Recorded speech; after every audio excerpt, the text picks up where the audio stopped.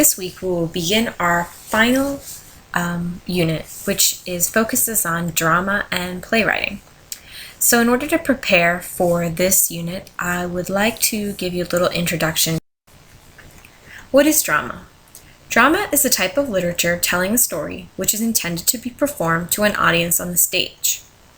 Generally, while drama is the printed text of a play, the word theater often refers to the actual production of the text on the stage. Theater thus involves action taking place on the stage, the lighting, the scenery, the accompanying music, the costumes, the atmosphere, and so on. As we discuss and you begin writing your own play, it is very important to remember that plays are meant to be performed and watched by audiences. They are not meant to simply be read in paper form, which sometimes makes it difficult for us to truly understand a play when we're simply reading it. Some of the elements of drama that are important for you to know: plot, those are simply the events in a play. Setting, the time and place of the literary work. The characters, they're the people or creatures in the play.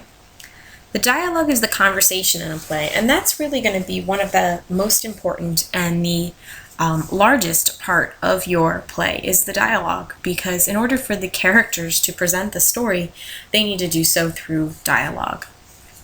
The theme is the central thought of a play, the idea or ideas with which the play deals. And the scenery then is the various elements that are used to create a particular visual setting for a play. As you can see, most of the elements of drama are very similar to the elements of fiction and the short story that we talked about earlier this semester. There are a variety of types of drama that is important for you to be familiar with.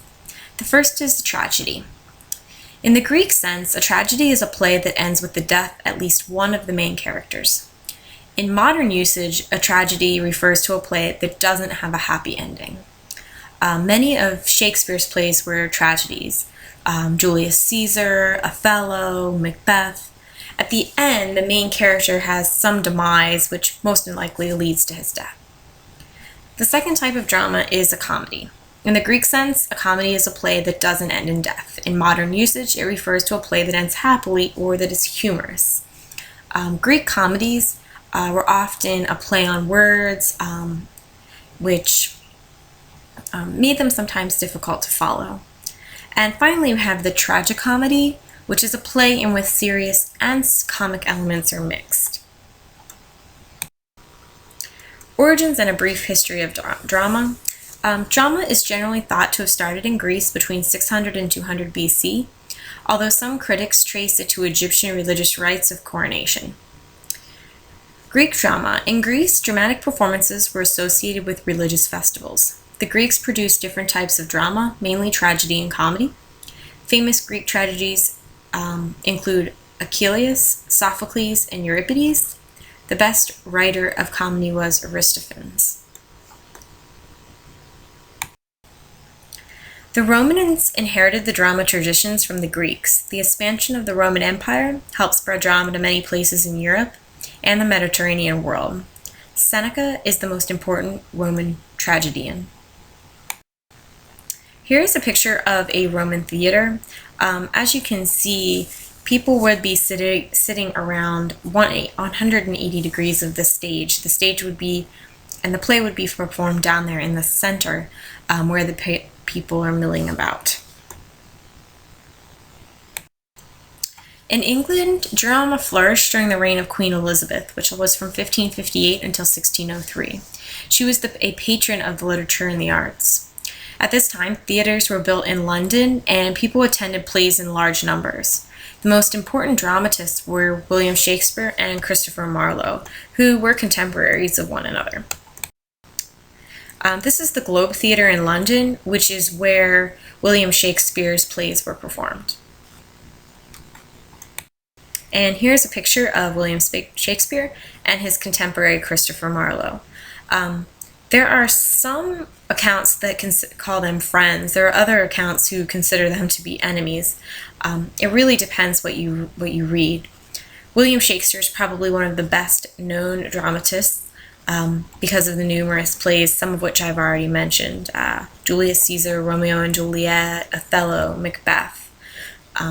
as well as the numerous sonnets that he wrote. Christopher Marlowe is a little less known, but still a very important playwright. Some dramatic terms that we should know that don't necessarily have to do with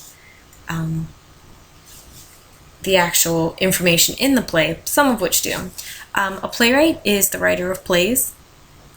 Stage directions are the instructions written in the script of a play. They describe the setting and indicate actions and movements of the actors.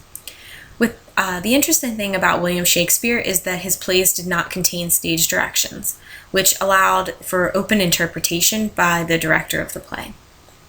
A soliloquy, or a monologue, is a speech in a play in which a character is usually alone on the stage, talks to himself or herself so that the audience knows their thoughts. The protagonist is the main character in a play. An antagonist is the character opposing the main character.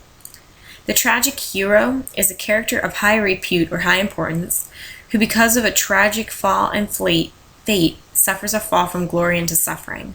This would be Julius Caesar. Both Romeo and Juliet would be tragic heroes. The tragic flaw is a weakness or a limitation of a character, resulting in the fall of the tragic hero. As I said earlier, this is just a brief overview of some of the information that you should know before you begin writing your own play. Throughout the next couple weeks, we will work through writing our play before we begin to wrap up this course for the year. As always, if you have any questions, please feel free to contact me via email, and I will be more than happy to help you. Have a good week. Thanks.